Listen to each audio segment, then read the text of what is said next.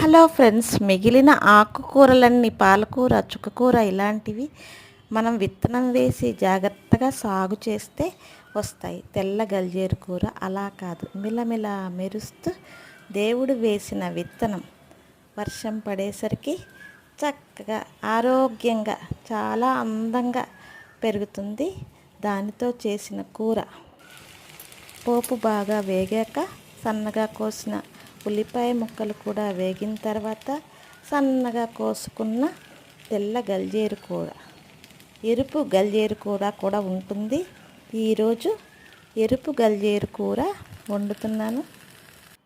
కూర వేసిన తర్వాత పచ్చి కొబ్బరి, వెల్లుల్లిపాయలు, ఉప్పు, కారం మిక్సీ పట్టి అందులో వేసి పసుపు వేసి జీలకర్ర కూడా వేసి కలుపు ఉడికిన తర్వాత దించేసి కమ్మగా తినటమే.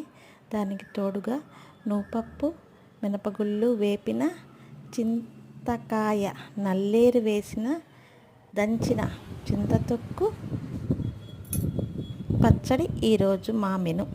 కోయిల కూతలు, చిలక కొట్టిన మామిడి పండ్లు, చల్లని గాలులు ఆస్వాదిస్తూ వంట చేయడం మాకు దేవుడిచ్చిన భాగ్యం.